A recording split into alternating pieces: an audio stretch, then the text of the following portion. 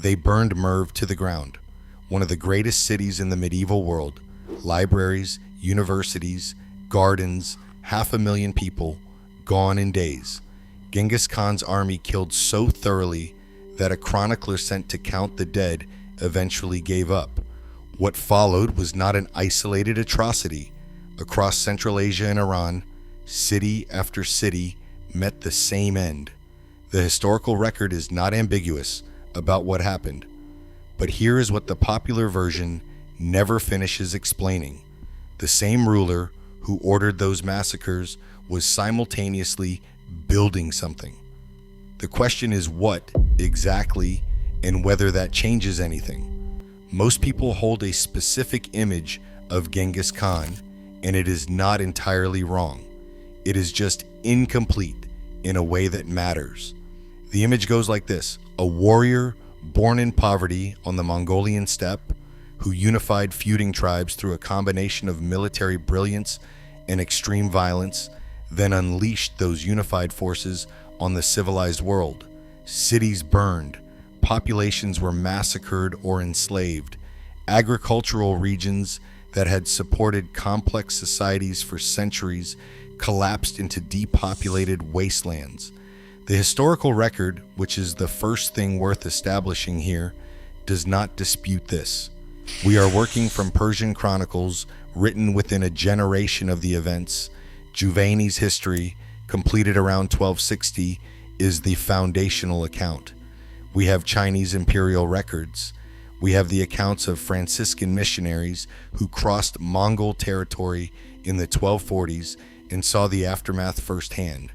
And we have modern peer-reviewed scholarship from historians like David Morgan, Timothy May, and Peter Jackson, whose careful reading of those sources has significantly complicated the image that popular history settled on. None of those sources exonerate the violence. What they do is reveal a second story running alongside it that most versions of this history leave out. Start with the steppe before Genghis. The Mongolian plateau in the 12th century was not a unified political entity. It was a landscape of competing tribes: Mongols, Tatars, Merkits, Naimans, and Karyids, locked in cycles of raiding, shifting alliance, and blood feud. Loyalty followed bloodline and clan. A man owed obligation to his kin first, his tribe second, and to nothing larger than that. The system enforced its own stability, but it also enforced its own limits. There was no mechanism by which someone like Genghis Khan, born Temujin, probably in the 1160s, into a minor noble family that promptly lost its status when his father was poisoned by rivals, could build anything that survived his own death. Tribal loyalty meant that when a leader died, the alliance that followed him usually fractured. That was the fundamental structural problem. And Genghis solved it in a way that deserves more attention than it typically gets. After he unified the Mongol tribes through a combination of military victory, strategic alliance, and the elimination of rivals, he was formally recognized as Genghis Khan at a great assembly in 1206. What he did immediately afterward is the part that changes the story. He reorganized the basis of political and military allegiance. Instead of loyalty following bloodline and clan, it would now follow service and merit. He created a military structure built around a decimal system of units of 10, 100, 1,000, and 10,000, and these units were deliberately assembled across tribal lines. A commander's authority came from appointment by the Khan, not from birth. Men from different tribes were mixed together until the old clan affiliations became secondary to the new military identity. This is not a small administrative detail. It is the difference between a tribal confederation and an imperial organization. A confederation of tribes raids and divides the spoils and eventually comes apart. An imperial organization with a unified command structure, a system of merit-based appointment, and soldiers whose loyalty runs to a central authority rather than a kinship network can do something much larger. It can survive its founder. Genghis also understood, clearly and practically, that he did not have all the tools he needed. The Mongols were extraordinary cavalry fighters and masters of steppe warfare. They were not by background administrators, scribes, or bureaucrats. Running a complex state, collecting taxes, managing populations, communicating over distance required skills that the steppe had not produced at scale. So he absorbed them from the people he conquered and the people who submitted to him.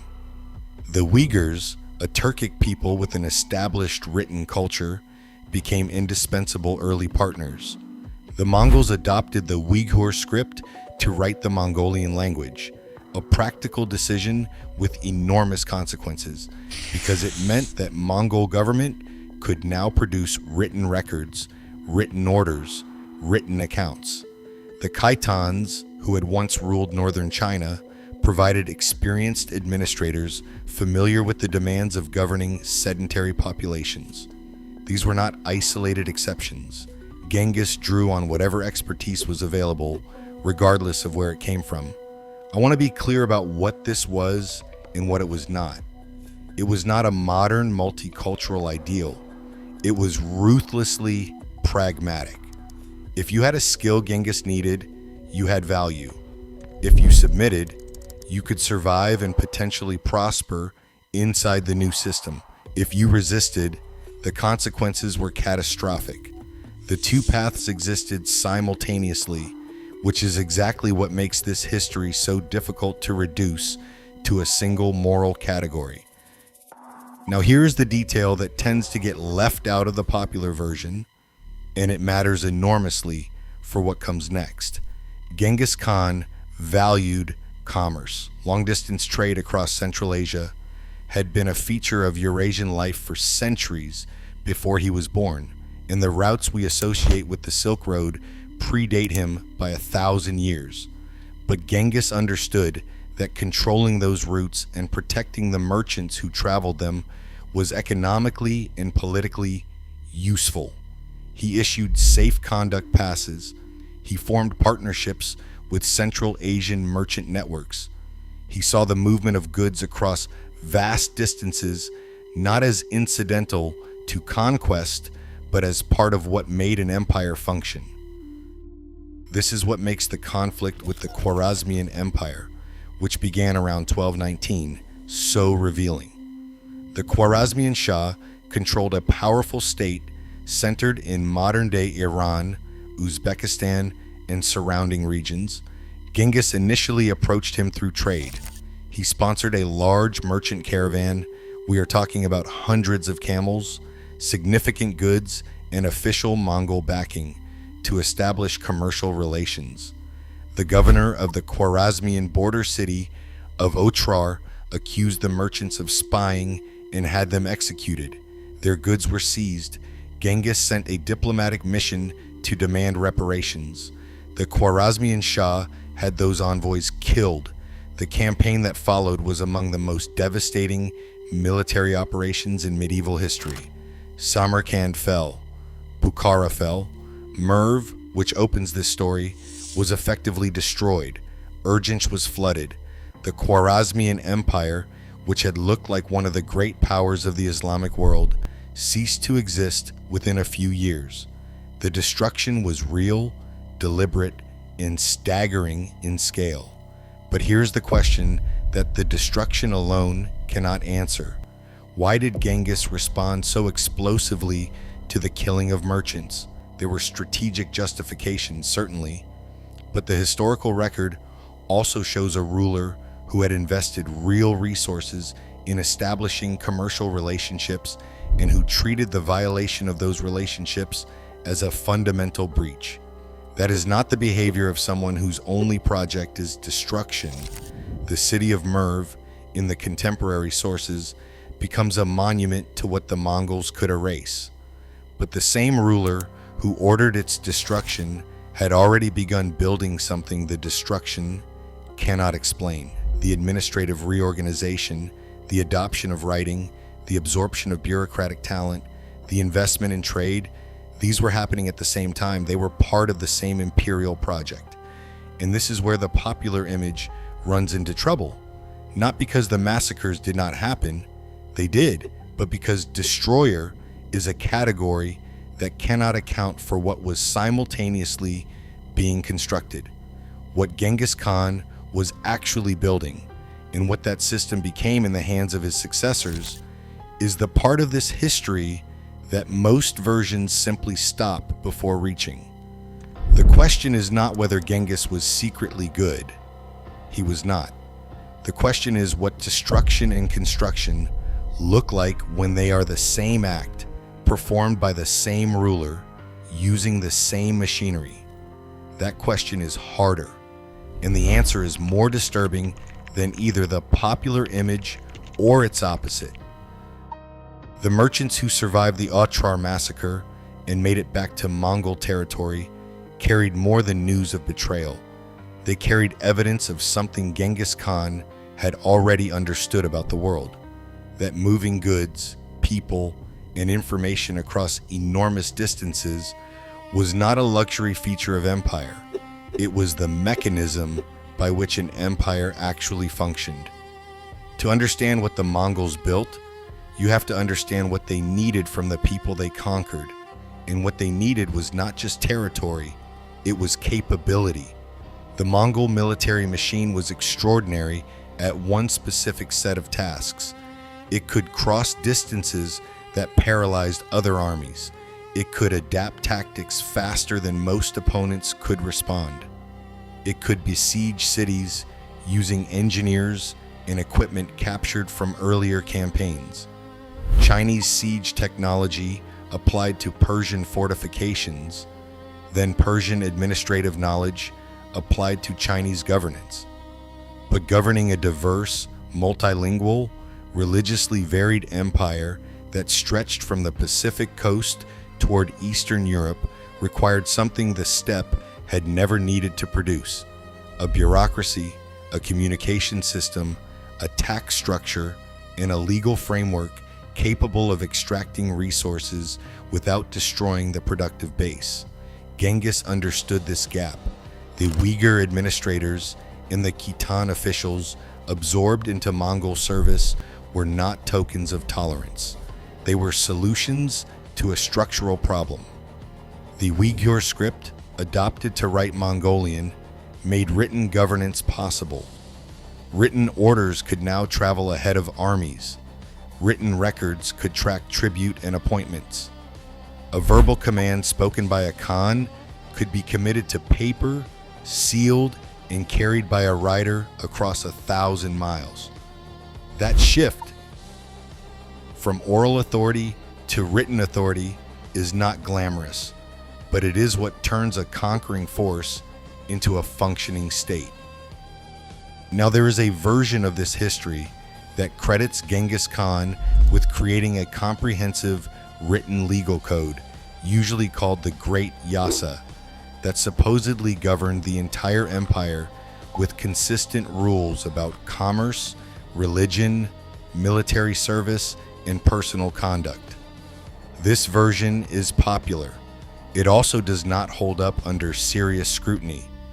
Historians like Peter Jackson and David Morgan have pointed out that the surviving evidence for a single codified Great Yasa is thin, and that early Mongol law appears to have been considerably more customary and ad hoc, a collection of pronouncements, precedents, and practices rather than a systematic legal structure.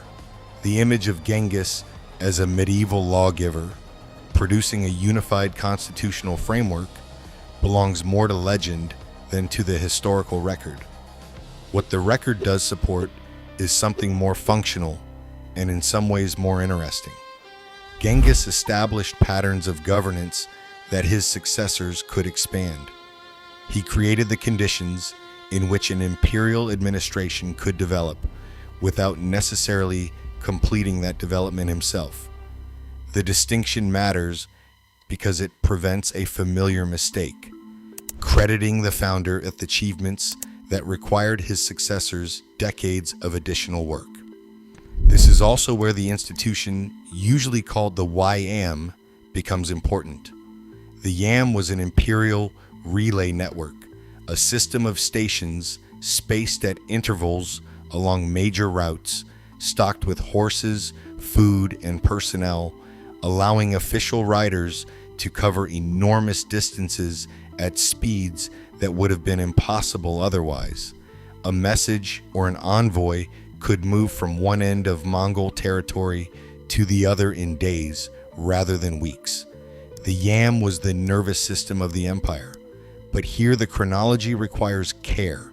Communication infrastructure existed during Genghis's campaigns, field communication, courier systems for military coordination. The large regularized imperial network that travelers and historians associate with the Mongol Empire was substantially institutionalized under Ögedei, Genghis's son and successor, who took power after Genghis's death in 1227. Karakorum, the imperial capital that became a symbol of Mongol cosmopolitanism, was developed under Ögedei. A more systematic taxation structure was formalized under Ögedei. These are not Genghis's achievements retroactively. They are what Genghis made possible by creating the imperial framework his successors filled in. The reason this distinction matters for the title's argument is that what Genghis actually built was a foundation, administrative practices, written government, and organizational structure capable of absorbing diverse talent, and the political logic of protecting commerce across enormous distances. He did not complete a finished imperial system. He created one capable of being completed. That is a different and arguably more significant achievement, because it required the system to be durable enough to survive his death and expand under people who were not him. Now, I want to get to the part that most popular accounts treat as a separate story when it is actually the same story. Under Genghis, and especially his successors, Mongol rulers protected merchants and created conditions in which caravan commerce could function across the enormous stretches of Eurasia that Mongol armies had brought under a single political authority. They issued paisa, metal passes that granted merchants official Mongol protection and, in some cases, access to the relay network and official hospitality. They formed partnerships with Central Asian merchant groups called ortak, providing them with capital in exchange for shares of the profit. Long-distance trade was not something the Mongols tolerated alongside their real business. It was part of how the empire funded and sustained itself. What this produced, particularly under the successor Khainates of the mid-13th and early 14th centuries, was the period scholars call the Pax Mongolica, Mongol peace. The name requires immediate qualification. The empire was never universally peaceful. Warfare between Mongol successor Khanates disrupted some routes. The violence of initial conquest never disappeared from the system's foundations. But for certain decades and along certain routes, Mongol political domination created something genuinely unusual, a connected political space stretching from East Asia through Central Asia and Iran toward Europe, across which goods, people, and ideas could move with a degree of safety and speed that had not existed before. This is where the scale becomes almost difficult to process. Franciscan missionaries like Giovanni da Pian del Carpini and William of Rubruck traveled from Western Europe to Mongolia in the 1240s and 1250s and found at the Mongol court people from France, Persia, China, and Korea. They found Christians, Muslims, Buddhists, and Taoists operating in the same political space. They found artisans who had been moved, sometimes violently, sometimes voluntarily, from one end of the empire to the other. A goldsmith from Paris sat at the court of the great Khan. A Nestorian Christian served as a political advisor in a Buddhist empire. Chinese astronomical knowledge moved westward. Islamic mathematical and medical texts moved eastward. These are not isolated anecdotes. They are evidence of a network operating at a scale that had not previously existed. The religious dimension of this deserves more than a passing mention because it is commonly misread. Genghis and his successors generally allowed multiple religious communities to operate within the empire and sometimes granted tax exemptions or legal privileges to religious specialists, Buddhist monks, Muslim scholars, Christian clergy, Taoist practitioners. The popular interpretation is that Genghis was unusually tolerant, even enlightened, in matters of religion. The more accurate interpretation is that this was pragmatic statecraft. The empire governed populations with radically different religious identities. Attempting to impose a single religious framework would have created resistance everywhere. Allowing multiple religious communities to function while binding their leaders to the empire through privilege and selective exemption was a method for managing diversity without constant military suppression. It also meant that different religious networks, which were also communication networks, trade networks, and networks of social authority, became channels the empire could use. This was governance through accommodation, rather than through ideological commitment to pluralism. The distinction does not diminish what it produced, but it keeps the history honest. Now here's the counter-argument, and I want to give it its full weight, because ignoring it would make everything else I have said dishonest. The craftsmen who moved across the empire moved because their cities had been destroyed and their communities uprooted. The safer routes existed because the populations that might have threatened travelers had been killed or subdued. The diverse talent at the Mongol court was there because conquest had torn people from their original context and placed them inside a system they had no choice about entering. The administrative expertise that made the empire function came from people whose states had ceased to exist. You cannot separate the connectivity from the violence. The network was built on conquest.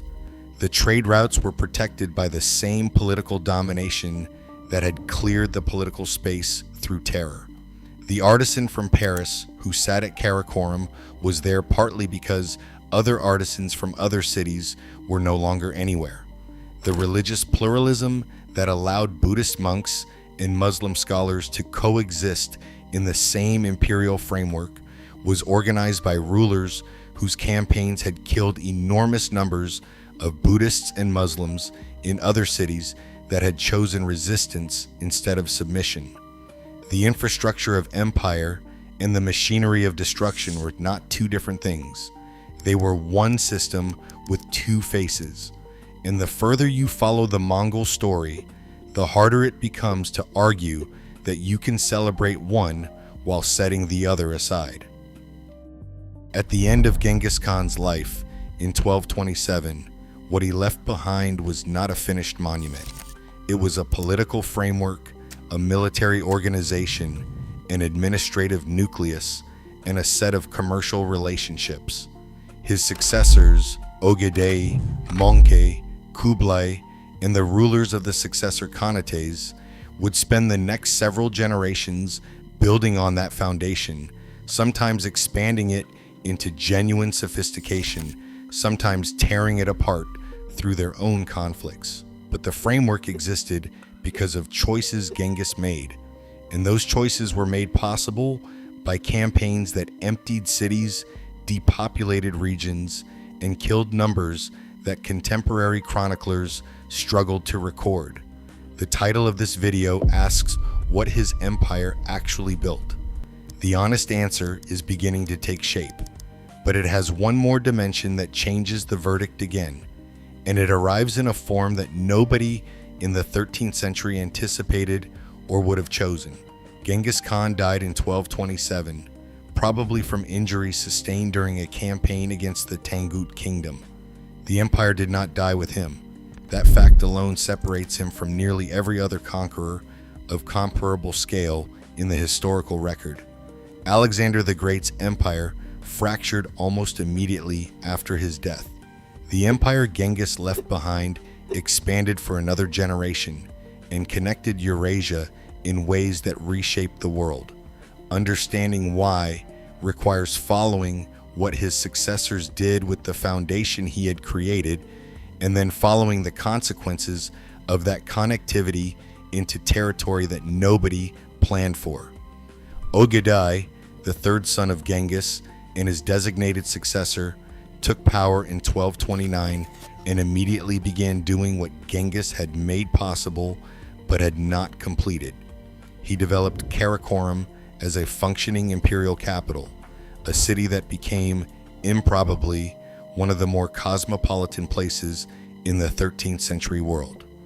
Ambassadors, merchants, missionaries, and artisans from across Eurasia passed through it. Ojedi formalized the Yam relay network at a scale large enough to function as a genuine imperial communication system. He introduced more regular taxation structures to extract resources from conquered populations without destroying their productive capacity. These were not minor administrative adjustments. They were the difference between a conquering force and a governing state. Under Ogaday's campaigns and those of his successors, Mongol territory expanded further into Eastern Europe, deeper into the Islamic world, and across China, which Kublai Khan finally completed conquering by 1279, establishing the Yuan dynasty. The empire at its maximum extent in the late 13th century controlled an area stretching from Korea and southern China through Central Asia, Iran, and parts of Anatolia toward Poland and Hungary. Nothing like it had ever existed. What this created, for certain decades and along certain routes, was the period scholars call the Pax Mongolica. I qualified this term in the previous chapter, and I want to keep that qualification visible. The empire was never universally peaceful. The successor Khanates eventually went to war with each other, and the benefits of connectivity coexisted with coercion, tribute extraction, and the permanent shadow of what the initial conquests had done. With that said, the evidence for unusually intense long-distance exchange during this period is real and documented.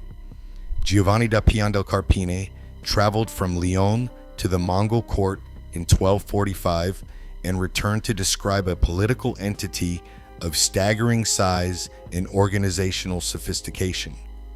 William of Rubruck followed in 1253 and found at Karakorum a goldsmith from Paris named William Boucher, who had been captured during the Mongol incursion into Hungary and was now building decorative objects for the Great Khan. Rubruck found Nestorian Christians, Buddhists, Muslims, and followers of other traditions operating in the same imperial space, their leaders negotiating for favor with Mongol rulers who were personally committed to none of their faiths, but strategically interested in all of them.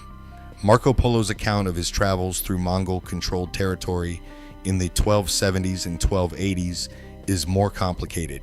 His narrative contains enough accurate detail about Mongol governance, Chinese geography, and Central Asian commerce to suggest genuine familiarity with the region, but it also contains embellishments and details that historians debate.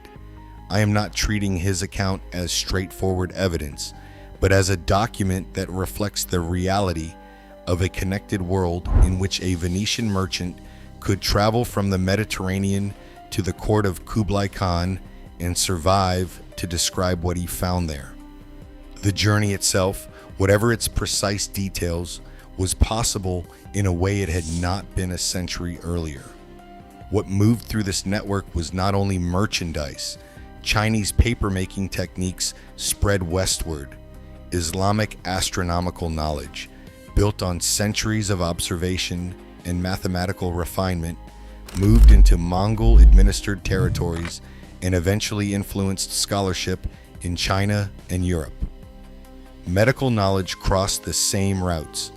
Artistic techniques from Chinese landscape conventions, Persian miniature traditions, and Central Asian decorative styles combined in ways visible in the manuscript art produced under the Ilkhanate in Iran, where Mongol rulers commissioned illustrations that fused visual languages from across the empire. These are not soft cultural footnotes. They are evidence of genuine intellectual and artistic exchange at a scale that the fragmented political world before Mongol conquest had made considerably more difficult. The empire also moved people in ways that were not voluntary. Skilled craftsmen, engineers, physicians, and administrators were transferred across enormous distances because they were useful to Mongol rulers, and because the communities they came from no longer had the political autonomy to prevent it. The connected world of the Pax Mongolica was populated partly by people who were there because conquest had uprooted them. The mobility that later travelers experienced as freedom had been prepared by forced displacement. This is the uncomfortable arithmetic at the center of the Mongol story. And it becomes even more uncomfortable when you follow the network into the 14th century and discover what else was traveling along those routes. The Black Death, the plague that killed somewhere between a third and a half of Europe's population in the mid-14th century and caused comparable devastation across the Middle East and parts of Asia, traveled westward along trade and communication routes that the Mongol imperial system had helped develop and protect. The disease almost certainly originated in Central Asian rodent populations. Its movement toward Europe was not caused by Mongol policy in any direct or intentional sense. The causation is complex. The timing involves multiple factors, and the plague was killing people across Asia before it reached the routes that carried it westward. But the infrastructure that made the Pax Mongolica possible, the connected routes, the protected movement of merchants and travelers, and the caravanserais stocked with people and animals from across the continent, also created conditions in which a pathogen could move across Eurasia at a speed and scale that a more fragmented political world might not have permitted. The same network that carried Chinese silk and Persian manuscripts and Parisian goldsmiths also carried Yersinia pestis. Nobody planned this. Nobody in the 13th century had a germ theory of disease, but the connectivity was not selective. It moved everything. The Mongol successor, Kanatis, began fragmenting seriously in the late 13th and 14th centuries as the successor rulers converted to local religions, Islam in the Ilkhanate and Golden Horde, and Buddhism in the Yuan dynasty, and found their political interests increasingly diverging. Wars between the Khanates disrupted routes that had previously been protected. The connected Eurasian space that the Pax Mongolica represented gradually came apart. The Black Death accelerated the collapse of populations and institutions across the affected regions. By the late 14th century, the conditions that had made unusually intense long-distance exchange possible had substantially changed. But what survived the collapse is worth tracing because it is part of what Genghis's foundation actually produced. Administrative practices that the Mongols had developed or adapted passed into the successor states that replaced the Khanates. In Iran and the Islamic world, Mongol-era bureaucratic techniques influenced the governance of the Timurid Empire and later the Safavid state. In China, the Yuan dynasty's administrative structures left traces in the Ming dynasty that replaced it, even though the Ming rulers were explicitly anti-Mongol in their political identity. On the Russian steppe, the Golden Horde's influence on the political structures of the emerging Russian principalities has been debated by historians for generations, but the debate itself reflects the recognition that Mongol rule left institutional residues that did not simply vanish when Mongol political authority did. The commercial relationships established during the Pax Mongolica also left traces. Merchant networks that had developed during the period of Mongol protected trade continued operating in modified forms after the Khanates fragmented. The appetite in Europe for Asian goods, silk, spices, and porcelain that had been partially stimulated by the Pax Mongolica's facilitation of direct contact continued driving commercial ambition long after the routes became less accessible. One of the standard historical arguments for the European push toward oceanic exploration in the 15th century is that the fragmentation of the overland routes created demand for alternatives.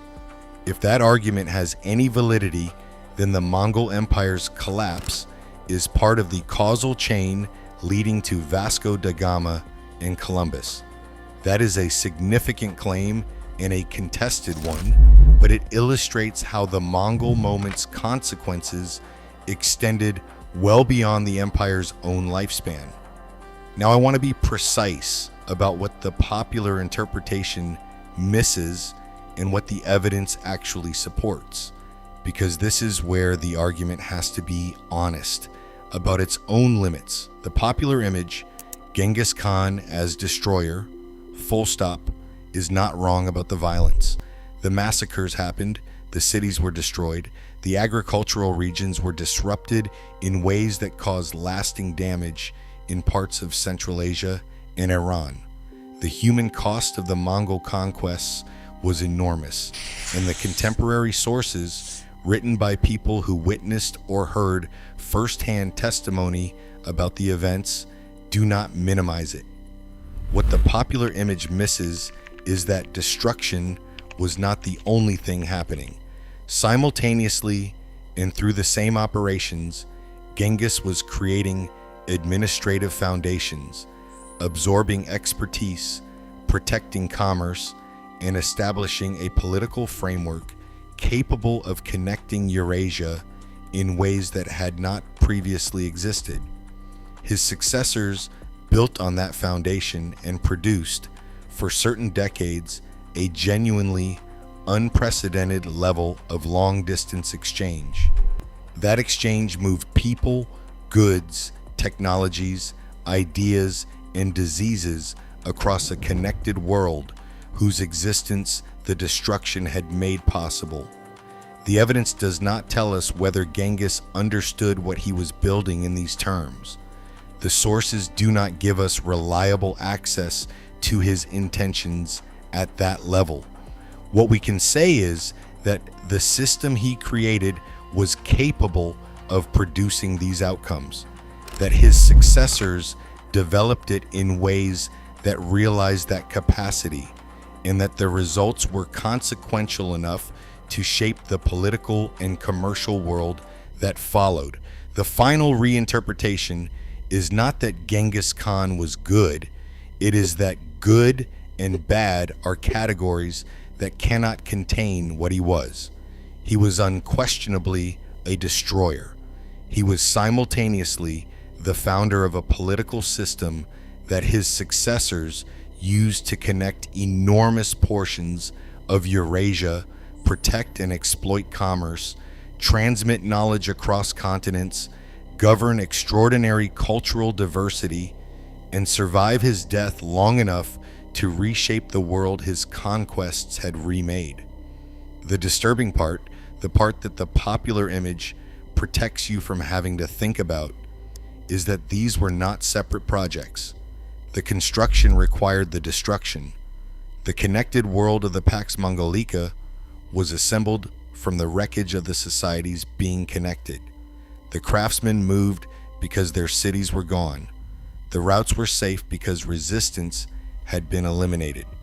the administrative talent existed inside the Mongol system because the states that had originally trained those administrators had been destroyed. Merv was rebuilt after the Mongol campaigns and eventually functioned again as a node on the Central Asian trade routes. Its population never fully recovered. In the historical record, it exists simultaneously as a site of one of the medieval world's worst atrocities and as a way station on the network that connected the world Genghis built. That double identity, ruin and way station, catastrophe and foundation, is not a paradox that resolves neatly. It is the closest the historical evidence comes to a single image of what Genghis Khan actually created. A destroyed city that survived as part of the infrastructure of connection, carrying goods and travelers across a world that the destruction had made possible.